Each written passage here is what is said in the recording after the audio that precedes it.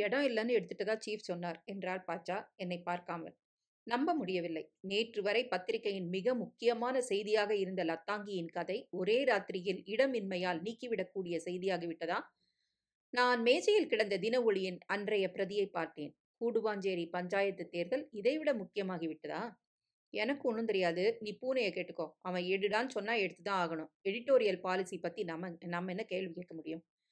Michael William, வா man, காயமெல்லாம் ஆறிடுச்சா என்றார். இன்னைக்கு என் ஸ்டோரி பிரிண்ட் ஆகல சார். ஆமா. ஏன் சார்? அவ்வளவுதான். அதுவே நியூஸ் இல்ல. கலாஸ். இனிமே தான் அதுல நியூஸ் இருக்கு. என்னுடைய ஒப்பீனியன் சார். So what? இந்த பத்திரிகைக்கு வேண்டியது உன்னுடைய ரிப்போர்ட்டிங் மட்டும்தான், ஒப்பீனியன் இல்ல. என்ன சார் இது? திடீர்னு மாறிட்டீங்க. 2 நாள் முன்னாடி கிழிச்சிடுறேன், பார்ட்டா கழட்டிடுறேன், தைரியமா எழுதுன்னு சொன்னீங்க. இப்ப நிறுத்துன்னு சொல்றேன். ஏன் சார்? பயமா? பயமா? ஹம்? அவர் மூக்கு சிவக்க ஆரம்பித்தது. கோபத்தின் துவக்கம் நான் விடுகிறதாக இல்லை. பயந்துகிட்டு தான் நீங்க அந்த காரியம் செஞ்சிருக்கீங்க, முதல்வர் ராஜினாமாக்கு அப்புறம். லுக் மேன், உன்னோட ஆர்கியூ பண்ணிட்டு இருக்க எனக்கு டைம் இல்ல. நாம கோடு காட்டிட்டோம், அது பத்திக்குச்சு. சீஃப் மினிஸ்டர் டிஸ்மிஸ் ஆயிட்டாரு, மினிஸ்டர் மாறிடுச்சு. இனிமே அதை தொடர்ந்து எழுதுனா செத்த பாம்பு அடிக்கிற மாதிரி. சீஃப் மினிஸ்டருக்கும் இதுக்கும் சம்பந்தம் நிஜமாவே இருக்கா இல்லையான்னு நாம மேற்கொண்டு கண்டுபிடிக்க வேண்டாம். சம்பந்தம் இல்லாம ரிசைன் பண்ணுவாரா? அவர் ரிசைன் பண்ணது களங்கம் தீர்ற வரைக்கும் தான் ஆணித்தரமா சொல்லிட்டு வராரு. அதெல்லாம் வெளியில. இந்த மேன் இஸ் கில்ட்டி, சமாளிக்கிறாரு, அவ்வளவுதான். போட்டோம். நம்ம பத்திரிக்கைக்கும் இனிமே அந்த பொண்ணு மேல இன்ட்ரெஸ்ட் கிடையாது, அவ்வளவுதான். Take it easy.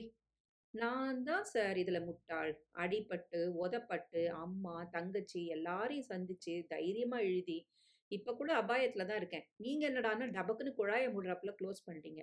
நான் எடிட்டரை பார்க்கலாமா சார்? அவர் மூக்கு ஊதா நிறத்துக்கும் வந்து விட்டது. லுக், நீ எடிட்டரை பாரு, அதுக்கு மேல முதலாளியை கூட பாரு. ஒன்றும் நடக்காது. மைக்கேல் சொன்னா அதுக்கு மேல பேச்சு கிடையாது. இந்த நியூஸ் ரூமை நடத்துறது நீயா நானாம? மணி என்றடித்தார். எனக்கு நிறைய ஜோலி இருக்கு மேன். உன் கையில பேசிட்டு இருக்க நேரம் இல்ல. நான் எடிட்டரை பார்க்க போறேன் சார். பயங்காட்டுறியா? போய் பாரு. Don't care. அவமானப்பட்டு கொண்டு வெளியே வந்தேன். எடிட்டரின் அறைக்குச் சென்றேன். நல்ல வேளை இருந்தார். சீட் எழுதி கொடுத்தேன். அவரிடம் தீர்மானமாக சொல்லிவிடப் போகிறேன். இந்த மாதிரி முன்னுக்கு பின்முரணான பாலிசி எனக்கு பிடிக்காது. நான் உள்ளே சென்றபோது எடிட்டர் இன்டர்னல் டெலிபோனில் பேசிக் கொண்டிருந்தார். என்னை உட்கார சமிக்சை செய்தார். எடிட்டரின் மேஜை சுத்தமாக இருந்தது. பிலிம்பேர் பரிசளிப்பு விழாவுக்காக ஒரு பளபளக்கும் அழைப்பிதழ் மட்டும் இருந்தது. வெளிநாட்டு வாசனை அடித்தது. எடிட்டரின் கண்ணாடி பீரோவிலிருந்து கால்சராய் வரைக்கும் Malaya, Singapore, Japan, America, Germany என்று வெளிநாடுகளில் சேகரித்த விதவிதமான சாமான்கள் மோகம். அழிக்கிற ரப்பர் கூட எப்படி பண்றான் பாரியா? கான்சுலேட்களிலும் ஹை கமிஷன்களிலும் குழையடித்து கலாச்சார பரிவர்த்தனை என்ற பெயரில் உலகில் உள்ள அத்தனை நாடுகளையும் பார்த்துவிட்டு ப்ளூ பிலிம்களாக சேகரித்திருக்கிறார். நான் சொன்னதை நிதானமாக கேட்டுக்கொண்டிருந்தார். தன் பால் பாயிண்ட் பேனா இட்டாலி திருப்பி திருப்பி பார்த்து கொண்டே அதனுள் ஒரு பிளாஸ்டிக் பொம்மை ஸ்ட்ரிப்ஸ் நடத்தியது. நான் பதற்றமாக பேசி முடித்ததும், இப்பதான் இந்த விஷயத்தை பத்தி மைக்கேல் போன்ல சொன்னான். நீ சொல்றது எல்லாம் சரிதான். ஆனா நம்ம பத்திரிக்கையில இனிமே நீ அதை எழுதக்கூடாது. அதான் பாலிசி. நான் அயர்ந்து போய், நம்ம பத்திரிக்கையோட பாலிசிங்கிறது என்னன்னு நான் தெரிஞ்சுக்கலாமா சார் என்றேன். சொல்றேன். நம்ம முதலாளி சொல்றது பத்திரிக்கையோட பாலிசி. அவ்வளவுதான். ரொம்ப சிம்பிளா இருக்கு சார். இப்ப கூட முதலாளி சொல்லித்தான் நான் எழுதுனதை நிறுத்திட்டீங்களா? ஆமா. நான் முதலாளிய கேட்கலாமா? நான் சொல்றது பொய்ன்னு சொல்றியா? இல்ல சார். டெல்லியில இருக்கிறவர் திடீர்னு ஃபோன்ல கால் போட்டு என்கிட்ட சொல்ல முடியாதா? விஸ்வநாதன், நீ ஒரு நிருபன். உனக்கு இந்த பத்திரிக்கையோட ஒரு பகுதி தான் தெரியும். மைக்கேல் உன்னை விட உத்தியோகத்துல உயர்ந்தவன். அவனுக்கு இன்னும் கொஞ்சம் தெரியும். நான் எடிட்டர். எனக்கு இன்னும் கொஞ்சம் விஸ்தாரமா தெரியும். பத்திரிக்கை சொந்தக்காரனுக்கு எல்லாம் தெரியும். தெரிஞ்சிருக்கணும். அவன் பணம் போட்டவன். அவன் சொத்து கோடி கோடியா இந்த மாநிலத்துல இறஞ்சு கிடக்கு. அதுக்கு ஆபத்து வரும்படியா இந்த பத்திரிக்கை நடந்துக்க கூடாது. நேத்து மறியல்ல நமக்கு எவ்வளவு நஷ்டம் தெரியுமா? கோபிநாத் கிட்ட சொன்னா போலீஸ் ப்ரொடெக்ஷன் தருவாரே. எடிட்டர் புன்னகைத்து, உனக்கு விஷயம் தெரியுமா? கோபிநாத் தான் முதலாளிக்கு ஃபோன் பண்ணி விஷயத்தை இனிமே வளர்க்காதீங்க, இதோட போதும்னு சொல்லியிருக்கார் என்றார். நம்பாமல் வெளியே வந்தேன். நியூஸ் ரூமில் எனக்கு ஒரு மெமோ காத்திருந்தது. உடனடியாக நான் கமர்ஷியல் செக்ஷனுக்கு மாற்றப்பட்டிருக்கிறேன் என்று. எரிச்சலாக வந்தது. கமர்ஷியல் செக்ஷன் ஒரு அறுவை. டெண்டர் நோட்டீஸ், மேட்ரிமோனியல், ப்ரூஃப் பார்ப்பது. மைக்கேல் என் மேல் வஞ்சம் தீர்த்து கொண்டிருக்கிறார். நாயரிடம் இந்த அக்கிரமத்தை பற்றி சொல்ல வேண்டும். அன்றைக்கு நான் உருப்படியாக வேலை செய்யவில்லை. சும்மா உட்கார்ந்திருந்து விட்டு கிளம்பி விட்டேன். ஓரியன்ஸ் என்று பிரஸ் ஆளுகளுக்கென்று தனிப்பட்ட கிளப். அங்கே சென்றேன். காஃபி சுமாராக இருக்கும். அதைவிட மற்ற பத்திரிகை ஆசாமிகளை நிறைய சந்திக்கலாம். நான் சந்திக்க விரும்பினேன். மாலை செய்தி தனசேகரனை பார்த்தேன். மாலை செய்தி வம்புக்கே அலையும் பத்திரிகை. தனசேகரன், என்ன சார் போடு போடுன்னு போடுறீங்க என்றான். என்ன? லத்தாங்கி கேஸ் இன்னைக்கே வரல? அவ்வளோதான் நிறுத்தியாச்சு. நிறுத்தியாச்சா? இனிமே தான் சுவாரஸ்யம் இருக்கு. நீங்க பெரியவருக்கும் இதுக்கும் சம்மந்தம் உண்டுன்னு நினைக்கிறீங்களா? சொல்ல முடியலையே! பின்ன உண்மைய பூரா தெரிஞ்சுக்காம எப்படி நிறுத்தலாம்? உண்மைக்கு எங்க ஆஃபீஸ்ல ஒருத்தரும் கவலைப்படுறதில்ல தனசேகரன். நீங்க இப்ப கோபிநாத் பிரஸ் கான்ஃபரன்ஸ்க்கு போறீங்களா? நானும் வரட்டுமா? என்னது? நீங்க? இப்போ எங்க ஆஃபீஸ்லேருந்து வேற ஆள் போவான். எனக்கு டிபார்ட்மெண்ட் மாறிடுச்சு. எனக்கு கோபிநாத்த பார்க்கணும். கோபிநாத் முதல்வரான பிற்பாடு நடத்தும் 2வது பிரஸ் கான்ஃபரன்ஸில் மிகவும் உற்சாகமாக இருந்தார். சாமர்த்தியமாக பதில் சொன்னார். லதாங்கி தவிர்க்க முடியாமல் கேள்விகளில் நுழைந்தாள். இந்த பொண்ணோட தற்கொலை பத்தி மறு விசாரணை செய்ய ஒரு உயர்நீதி அதிகாரி நியமனம் செய்யப்படுவாரு. மன்னிப்போம் மறப்போம்ங்கிறதெல்லாம் ஒரு எல்லை வரதான். என்னை அடையாளம் கண்டு கொண்டு புன்முறுவல் செய்தார். தம் பிஏ வேதமாணிக்கத்திடம் சொன்னார். சற்று நேரத்தில் ஒரு ஆள் என் காதில் வந்து கூட்டம் முடிஞ்சதும் சிஎம் வந்து பார்க்க சொன்னார். சிஎம் தனியாக சந்தித்தேன். எவ்வளோலாம் நடந்து போச்சு பாத்தீங்களா? நீங்க 2 வரி எழுதுனதுல. என்னை இனிமே எழுதக்கூடாதுன்னு சொல்லிட்டாங்க சார். இனிமே என்னங்க? அவர் தான் ராஜினாமா குடுத்துட்டாரு. இனிமே அத போய் தோண்டி அவள இன்னும் அவமானப்படுத்துறது தர்மம் இல்லைங்க. என்ன அப்படி பார்க்குறீங்க? நீங்க கொஞ்ச நேரம் முன்னாடி பிரஸ் கான்ஃபரன்ஸ்ல சொன்னதுக்கும் இதுக்கும் சரிப்பட்டு வரலையே. முரண்பாடு இல்லைங்க. ஒரு நீதிபதிய கூப்பிட விசாரணை கமிஷன் மாதிரி போட்டுடலான்னு இருக்கேன். அவர் தானான்னு கண்டுபிடிக்க வேண்டாங்களா? யாரு கண்ணா? நிச்சயம் அவர் சம்மந்தப்பட்டிருக்கிறாருங்க. மனுஷன் எவ்வளவு வேகமா ராஜினாமா குடுத்தார் பார்த்தீங்களா? அதான் விட்டுறலான்னு பார்க்குறேன். விசாரணை கமிஷன்? அது கொஞ்சம் அட்ஜஸ்ட் பண்ணிக்கலாங்க. இல்லன்னா கட்சிக்காரங்க கூச்சல் போடுவாங்க. அது வேற விஷயம். இந்த விஷயத்துல நான் தான் உங்க முதலாளிட்ட சொன்னேன். இதோட விட்டுறலாம்ட்டு. விட்டுட்டேங்க.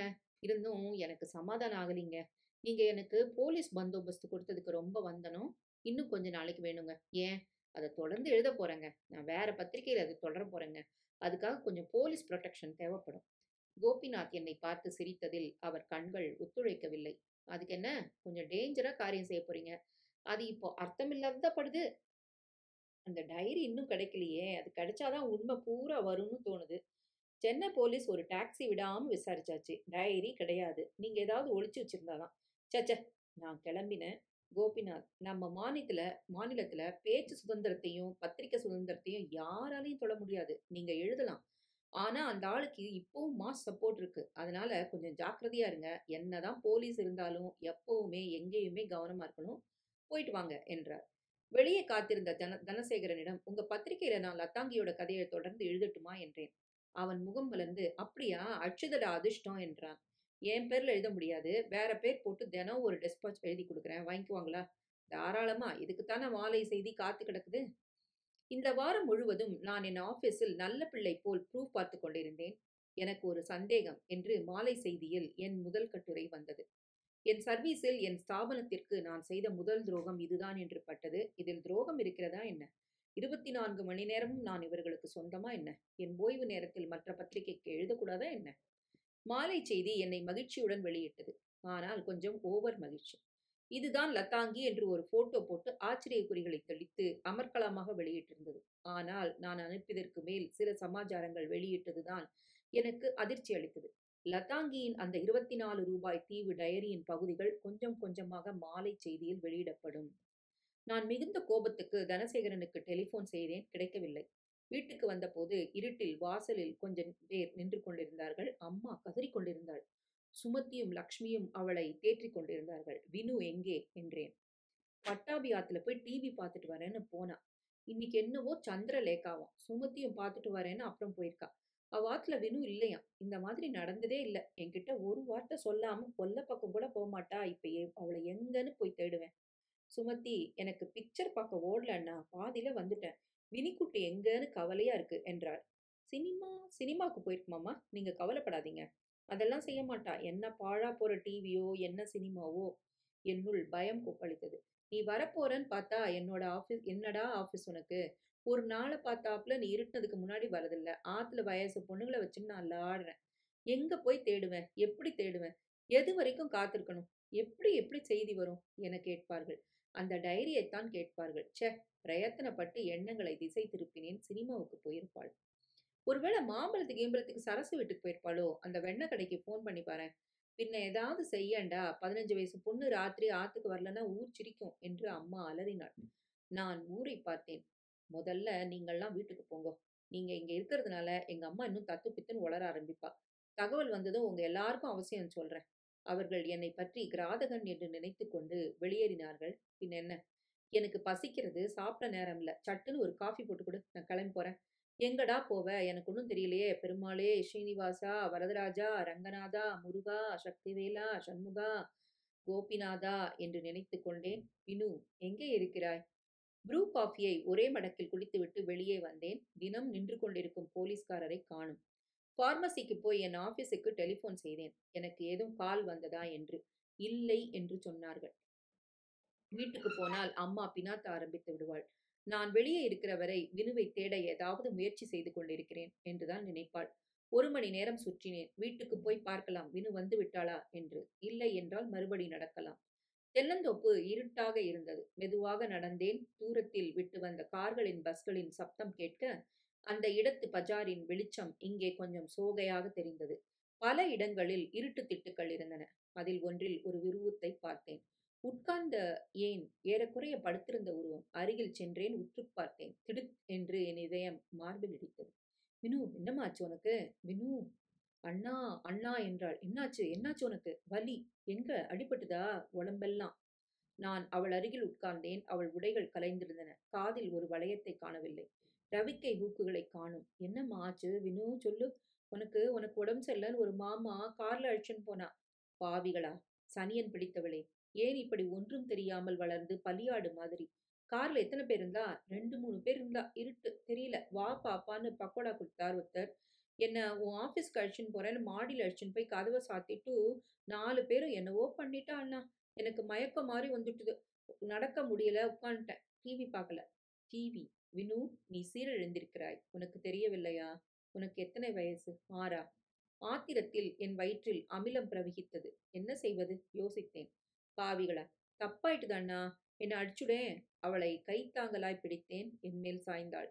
அவள் தலைமயிரில் சிகரெட் புகை வாசனை அடித்தது. தோப்பை விட்டு வெளியே வந்து ஆட்டோ ரிக்ஷா பிடித்து லேடி டாக்டர் வீட்டுக்கு சென்றேன். இவள் சந்திரலேகா. டாக்டர் சந்திரலேகா டெட்டால் மணக்க கையெலம்பிக் கொண்டே என்னை அறைக்கு கூப்பிட்டாள். வினு தூக்க கலக்கத்துடன் உட்கார்ந்திருக்கிறாள். Yes, she has been violet. உடம்பில் நிறைய நகை காயங்கள் இருக்கு. சயின்ஸ் ஆஃப் ஃப்ராக்சர் செடேட்டிவ் ஏதோ கொடுக்கப்பட்டிருக்கா. அப்புறம் வாட் ஹேப்பன்? நான் வினுவை பார்த்தேன். நாங்கள் பேசினதை கவனிச்சதா தெரியல சொன்னேன். சிச்சோ, ரொம்ப இன்னசென்ட்டாக இருக்கா. கேள்விக்கு பதில் சொல்லும்போதே தெரியுது. She is still a child. சாதாரணமாக இந்த வயசில் இப்போல்லாம் பெண்களுக்கு கான்ட்ரசெப்டிவ் பற்றி கூட தெரிஞ்சிருக்கு.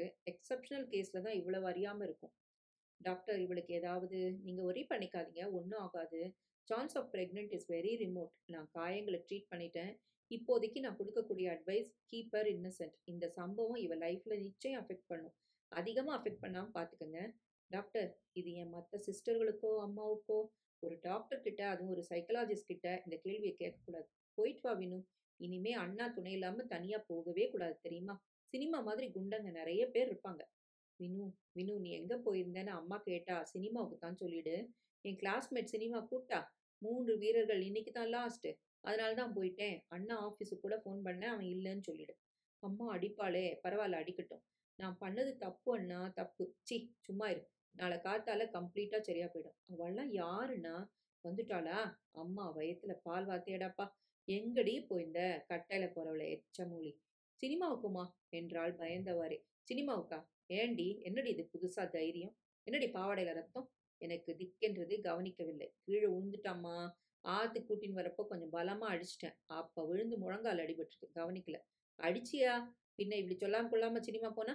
அம்மா என்று அழுது கொண்டு வினு அவளை கட்டி கொண்டாள். ராட்சசா, எதுக்குடா அடிச்ச குழந்தைய? வாடி என் செல்லமே, கண்ணே. வினு அம்மாவின் மேல் விசித்து விசித்து அழுதாள். ஏண்டி இப்படி அடிச்சிருக்க?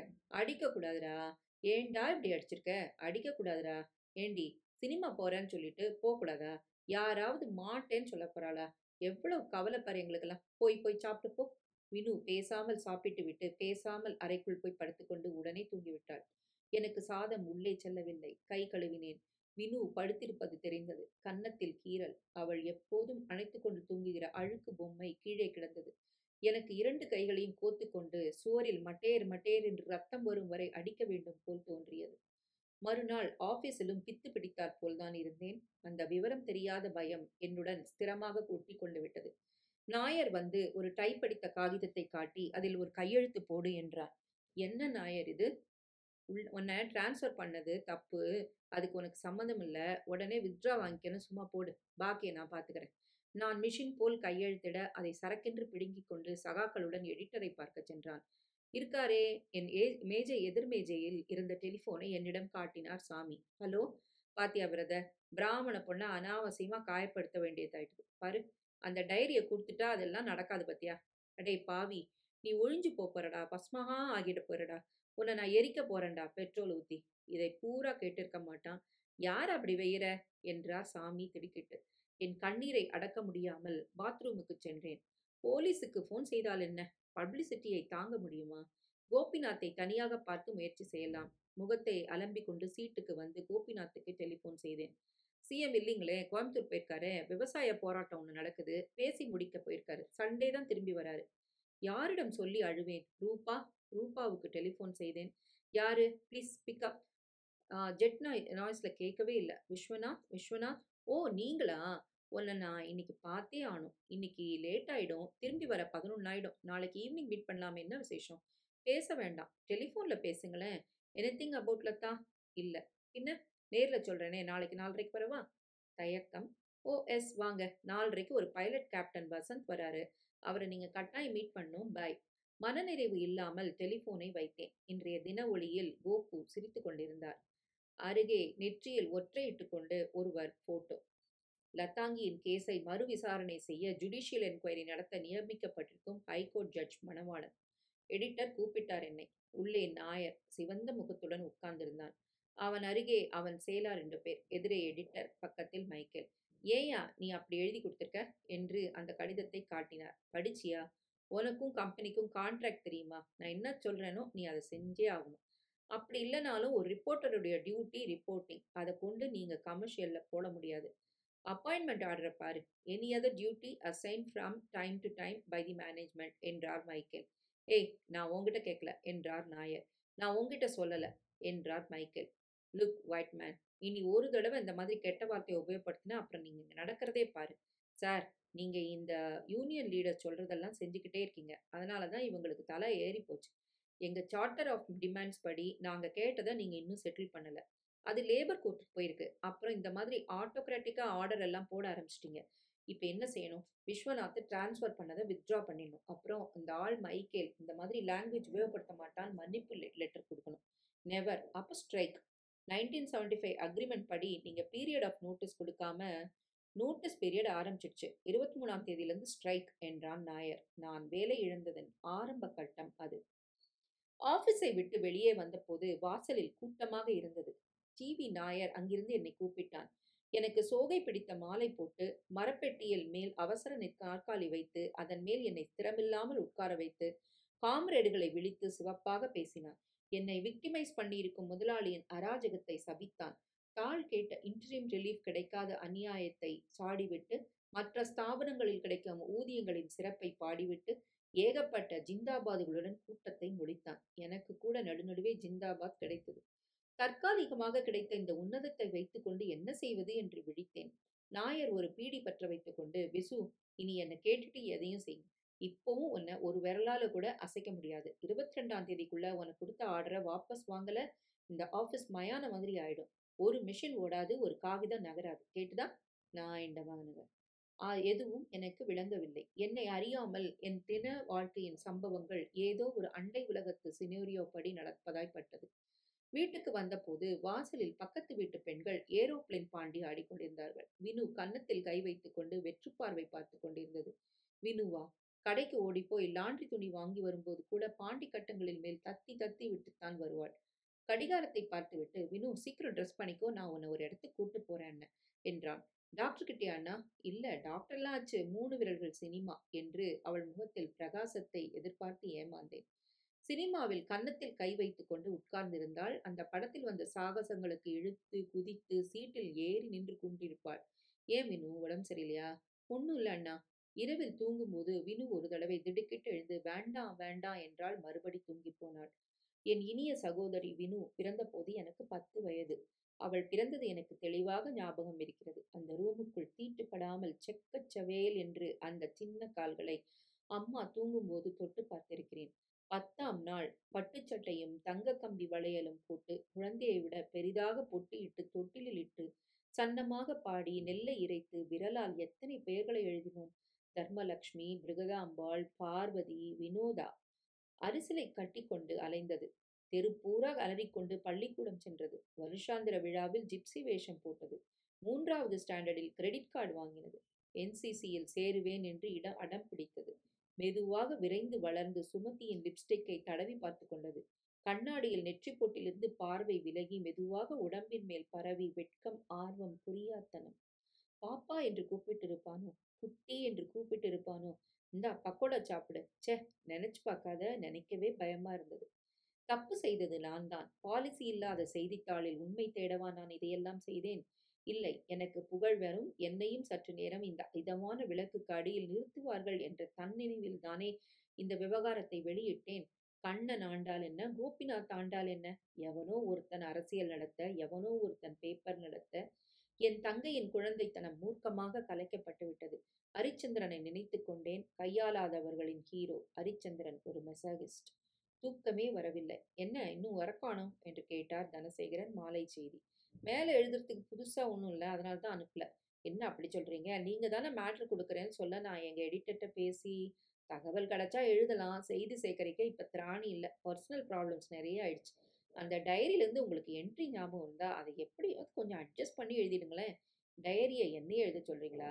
அப்ப எழுத மாட்டீங்களா? மாட்டேன் போயா என்று டெலிஃபோனை தூக்கி எறிந்தேன். அப்புறம் பத்திரிகையின் இருண்ட அறைகளுள் என்ன நிகழ்ந்ததோ, யார் யாருடன் பேசினார்களோ. மத்தியானம் என்னிடம் டெஸ்பாச் ரெஜிஸ்டரில் கையெழுத்து வாங்கி கான்ஃபிடென்ஷியல் என்று ஒரு கவரை கொடுத்தார்கள். பிரித்து பார்த்ததில் தூக்கி வாரி அடித்தது. இன்றைய தினம் பிற்பகலிலிருந்து நான் சஸ்பெண்ட் செய்யப்பட்டிருக்கிறேன். ஏ டிபார்ட்மெண்ட் ஸ்ரீனிவாசமூர்த்தி என்கிற அதிகாரியால் என் ஆபீஸ் நடத்தை பற்றி ஒரு விசாரணை நடத்தப்படும். அப்போது மட்டும் எனக்கு ஆபீஸில் அனுமதி உண்டு. குறிப்பாக கீழ்க்கண்ட 3 குற்றங்களுக்காக நான் விசாரிக்கப்படுவேன். என்னை செக்ஷன் மாற்றி மெமோவை நான் ஏற்றுக்கொள்ள மறுத்தது, மீறியது. தின ஒளியின் அனுமதியின்றி மற்றொரு பத்திரிகையில் எழுதியது. சக தொழிலாளிகளை வேலை நிறுத்தம் செய்யுமாறு தூண்டியது. பிரமித்து நம்ப முடியாமல் மைக்கேலை பார்க்கச் சென்றேன். இல்லை, எடிட்டர் இல்லை, முதலாளி ஊரில் இல்லை, டிவி நாயர் கூட காணும். ஆக்டிங் ஒர்க்கர்ஸ் மீட்டிங்காம். நாற்காலியில் உட்கார தயக்கமாக இருந்தது. இன்று மத்தியானத்துடன் எனக்கு நாற்காலியில் உட்காரும் அனுமதி முடிந்துவிட்டது. நான் ஒரு அந்நியன். கடிதத்தை மறுபடி பார்த்தேன். என்னிடம் இருக்கும் கம்பெனி அடையாள பேட்ஜை டைம் ஆபீஸில் கொடுத்து விட வேண்டுமாம். ஏன்பா ஒரு மாதிரி இருக்க? பாட்சாவிடம் காகிதத்தை கொடுத்தேன். Suspension order sir. அடப்பாவி, என்னடா அக்கிரமா இருக்கு. ஆப்பக்காரணி ராஜ்யமா இருக்கேன். எடிட்டர்னா சைன் பண்ணியிருக்கான். நீ முதலாளியை போய் நேரா பார்த்துரு. ஒரு நிமிஷம் நிக்காத போ. முதலாளி ஊர்ல இல்லையா? இந்த பசங்க பண்ணியிருக்காங்க. கருக்லிண்டு, விசு. சாரி, ஏதாவது ஹெல்ப் வேணும்னா நிச்சயம் என்ன கேளு. ஹெல்ப் பாச்சா? நீர் போராது. எனக்கு கப்பல் நிறைய ஹெல்ப் தேவையா இருக்கு. வெளி வந்து மைக்கேலின் அறைக்கு சென்றான். வந்திருந்தார். லஞ்ச் எடுத்துக்கிட்டு இருக்கிறாரு. யாரையும் உள்ள அலோவ் பண்ண வேண்டாம்னு என்னை பார்த்து திகைத்தார். முட்டை சாண்ட்விச்சை பாதி கடியுடன் நிறுத்திவிட்டு, என்ன மேன், நிம்மதியா லஞ்ச் எடுத்துக்க விட மாட்டியா என்றார். இதுக்கு பதில் சொல்லுங்க என்று என் ஆர்டரை நீட்டினேன். அதை ஒரு ஓரப்பார்வை பார்த்துவிட்டு, இதுக்கு நீன்னா பதில் சொல்லணும். இதை பாரு விஷ், நீ நல்ல பையன். அந்த நாயருக்குள்ள சேர்ந்துக்கிட்டு கெட்டு போயிட்ட. பேசாம அவங்கள ஸ்ட்ரைக் நோட்டீஸை வித்ட்ரா வாங்கிட சொல்லி நான் உன் சஸ்பென்ஷனை கவனிக்கிறேன் என்றார். ஸ்ட்ரைக் நோட்டீஸுக்கும் எனக்கும் சம்மந்தம் இல்லை சார். உன்னை செக்ஷன் மாத்தினதுனால தானே இவ்வளவு நடந்து போச்சு. மெஷின் ரூம்ல சோகத்துல என்ன எழுதியிருக்காங்க பாத்தியா? 8 அனாஸ் பாதி பாதி. சீச்சியா நாங்க கம்யூனிட்டியே இளக்காரமா பேசினா எனக்கு மட்டும் உடம்புல சாக்கடை தண்ணியா ஓடுது. அவர் கண்களில் லேசாக நீர் திரையிட்டன. இத்தனை ஆய்போச்சு. உன் மேல எனக்கு ஒரு குரலும் கிடையாது man. It is the principal. இப்பவே எழுதி கொடு. அந்த மெமோ படி நடக்கிறேன். அந்த லெட்டரை வாபஸ் வாங்கிக்கிறேன்னு என்கிட்ட எந்த விதமான அப்பாலஜியும் வேண்டாம். என்ன சரியா? சரி சார் என்று அவசரமாக வெளிவந்து மேஜையில் உட்கார்ந்து டியர் சார் என்று ஆரம்பித்த போது, எந்தா என்று கேட்டு நிமிர்ந்தேன். டிவி நாயர். அந்த சஸ்பென்ஷன் ஆர்டர் எப்படி கொடு. இப்பதான் கேள்விப்பட்டேன் என்று அதை பிடுங்கிக் கொண்டு ஜோக் படித்ததைப் போல் சிரித்து, இதுக்கு நீ பயந்தியா என்றான். நான் தலையை நியூட்ரலாக ஆட்டினேன். என்னையா இப்படி நடுங்கி சாகர? ஒரு ஸ்ட்ரகிள்னு ஆரம்பிச்சா இப்படித்தான் நடுநடுவே வேட்டு விடுவாங்க. இந்த சஸ்பென்ஷன் ஆர்டர் செல்லாது. உன்னை ஒருத்தரும் வேலையிலிருந்து நீக்க முடியாது. ட்ரிபியூனல்ல தீர்த்து கட்டிவிடுவேன். கொஞ்சம் பொறுமையா இரு. சரி நாயர். கேப்டன் வசந்த் என்னை ஒரு செகண்ட் பார்த்துவிட்டு, ஹவு டு யூ டூ என்று சொல்லிவிட்டு மறுபடி ரூபாவை பார்வையால் சாப்பிடுவதை தொடர்ந்தான். வெற்றி என்ற நியான் சைனில் தன்மேல் எழுதியிருந்தான். என் வயசுதான் இருக்கும். பிரைம் மினிஸ்டரை விட அதிக சம்பளம் இருக்கும் அவனுக்கு. மெட்ரிகுலேஷனுக்கு மேல் படித்திருக்க மாட்டான். டார்ஜான், ஃபேண்டம் புத்தகங்கள் தான் படிப்பான் என்று தோன்றியது. பளபளப்பாக இருந்தான்.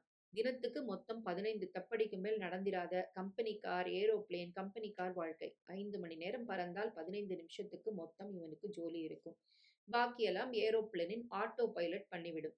கான்வென்ட் பள்ளிக்கூடங்களில் படித்த உச்சரிப்புடன் ஒன்றரையான ஆங்கிலத்தில் பேசிக் கொண்டிருந்தான். உலகத்தில் எல்லோரும் பிளடி. அவனுக்கு bloody, plane bloody, car bloody beautiful. Mister Viswanath ரொம்ப ஃபேமஸ் மேன். ரிப்போர்ட்டர். என் சிஸ்டர் ஸ்டோரி ஒரு பெரிய ஸ்கேண்டல். சீஃப் மினிஸ்டர் ரிசைன் ஆற வரைக்கும் போயிட்டு தெரியுமில்ல என்றாள் ரூபா. கேப்டன் வசந்த் தன் கைகளை அகல விரித்துக் கொண்டு, எனக்கு நியூஸ் பேப்பர்கள் மேல உள்ள நம்பிக்கையே போயிட்டுது. எமர்ஜென்சின் போது எல்லாரும் நாக்கே பீச்சே கைய வச்சு பொத்தி கொண்டுந்துட்டு, அது ஓஞ்சதும் இப்ப புத்தீசல் மாதிரி கிளம்பி ரூ. 40க்கும் ரூ. 50க்கும் புஸ்தகம் எழுதி பணம் சம்பாதிக்கிறாங்க. நீங்க கூட ஏதாவது எழுதப் போறீங்களா? இந்திரா காலத்து அக்கிரமங்கள பத்தி? இல்ல. கவர்ட்ஸ். சாரி, உங்கள சொல்லல. என்னையும் சொல்லலாம் என்று தோன்றியது. இல்லையென்றால் கேப்டன் வசந்த் இப்படி அடிக்கடி ரூபாவை தொட்டு தொட்டு பேச அவள் நாசூக்காக விலக்கிக் கொள்ள நான் பார்த்துக் கொண்டே இருப்பேனா? அப்படியே அவன் சிண்டை பிடித்து இழுத்து தெருவில் கிடத்தி கம்சவதம் மாதிரி. அவர்கள் மூவிஸுக்கு போகப் போகிறார்களாம். போய் வாருங்கள் என்று டாட்டா காட்டிவிட்டு கிளம்பி 27 டி பஸ்ஸுக்காக காத்திருந்தேன். வீட்டிற்கு வந்து முகம் கழுவி நன்றாக சோப்பு போட்டு தேய்த்து அலம்பி துடைத்துக் கொண்டேன். புதிதாக காஃபி பொடி, நல்ல காஃபி. வினு, நான், சுமதி, லக்ஷ்மி 4 பேரும் எதிர்பாராத விதமாக வீட்டில் இருக்க, எல்லோரையும் உட்கார வைத்து ஸ்கிராபிள் ஆட்டத்துக்கு அட்டையை பரப்பி ஆடினோம். சுமதியின் ஆம்பிஷன் ஆக மாற்றியதில் எனக்கு 16 பாயிண்ட் கிடைத்தது. முதலாக அன்றைக்கு சந்தோஷமாக இருந்தது. வாசல் கதவை யாரோ தட்டினார்கள். சென்று திறந்தேன். ஒரு போலீஸ் இன்ஸ்பெக்டர். மிஸ்டர் விஸ்வநாத், தின ஒளி ரிப்போர்ட்டர். ஆமா. சாரி, உங்களை நான் அரெஸ்ட் பண்ண வேண்டியிருக்கு.